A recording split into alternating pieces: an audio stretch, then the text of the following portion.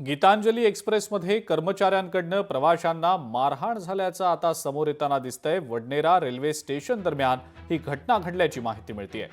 रेल्वेमध्ये जेवणाच्या दर्जावरून प्रवाशांनी तक्रार केलेली होती आणि तक्रारीनंतर IRCTCच्या कर्मचाऱ्यांकडनं प्रवाशांना मारहाण केली गेल्याचं समोर येत आहे। या घटनेचा व्हिडिओ देखील आता व्हायरल झालेला आहे।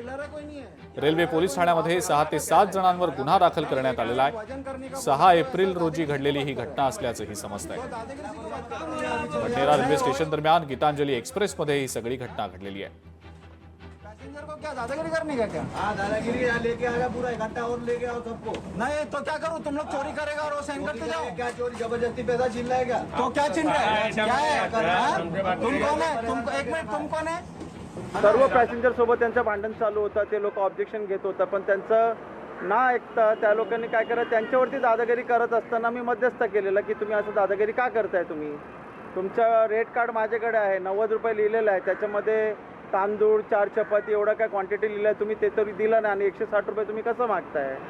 तर त्याच्याने आपण एक कंप्लेंट नोंदवला होता ट्विटरमध्ये। कंप्लेंट नोंदवल्यानंतर त्या लोकांनी काय केलं, ते कॉन्स्पिरसी केला करून ते आम्हाला पॅन्ट्रीमध्ये बोलवलं की भाताचे वजन करून घ्या म्हणून। तिकडे करून त्या लोकांनी भांडण करून मोबाईल हिचकू शिवीगाळ केला, मोबाईल हिचकवला आणि नंतर मारण केलं। 4 पॅसेंजरला मारण झालेलं आहे।